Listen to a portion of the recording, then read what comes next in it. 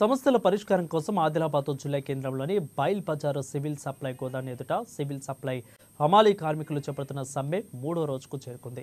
ఇక ఏఐటీసీ జిల్లా ప్రధాన కార్యదర్శి సిర్రా దేవేందర్ ఆధ్వర్యంలో మోకాళ్లపై కూర్చొని నిరసన వినూత్నంగా వ్యక్తం చేశారు. రాష్ట్ర వ్యాప్తంగా సివిల్ సప్లై హమాలీ యూనియన్ ఆధ్వర్యంలో నిరవధిక సమ్మె చేపట్టడం జరుగుతుందని సిర్రా దేవేందర్ అన్నారు. గతంలో సివిల్ సప్లై కమిషనర్ కార్మికులతో చోటు చేసుకున్న ఒప్పందం ప్రకారం జీవోను అమలు చేయకపోవడం శోచనీయమని పేర్కొన్నారు. పెరిగిన రేట్ల జీవో అమలు చేయకపోవడం వెనుకున్న మతలాపు కార్మికులకు అర్థం కావడం లేదని అన్నారు. రాష్ట్ర ప్రభుత్వం స్పందించి బకాయిలతో సహా ఒప్పంద జీవోను అమలు చేసి కార్మికుల సమస్యల పరిష్కారానికి డిమాండ్ చేశారు.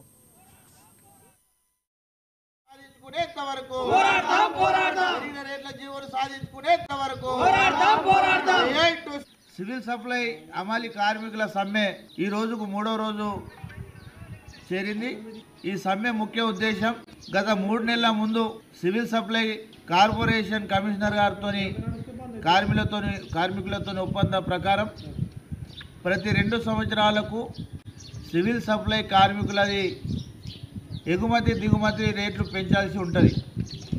దానికి సంబంధించినటువంటి సమస్యపై 2 సంవత్సరాలు గడిచిపోయి 3వ సంవత్సరం అయింది సార్, మా రేట్లు పెంచాలని చెప్పేసరికి పోరాటాలు చేసేసరికి కమిషనర్ గారు కార్మికులతో ఒప్పందం చేసుకొని 26 రూపాయలు ఉన్నటువంటి రేటును 29 రూపాయలకు పెంచి అలాగే ఇతరత్ర సమస్యలను కూడా పరిష్కరిస్తామని చెప్పినటువంటి కమిషనర్ గారు ఇలా ఏప్రిల్ 4 నాడు ఒప్పందమై 4 నెలలు అవుతా ఉన్నా ఈ రోజుకు జీవో రాకపోవడంతో 2025 1 జనవరి నుండి సమ్మె బాట చేపట్టడం జరిగింది. సివిల్ సప్లై అమలు కార్మికులు కమిషనర్ గారే ఒప్పుకొని ఒప్పంద ప్రకారం బకాయిలతో సహా ఏదైతే పెరిగినటువంటి రేట్లు ఉన్నాయో ఆ రేట్లకు సంబంధించినటువంటి జీవోను అమలు చేస్తామని చెప్పి కూడా ఈ రోజు వరకు చేయకపోవడం ఇది ఎంతవరకు సమంజసం, దీని వెనుక ఉన్న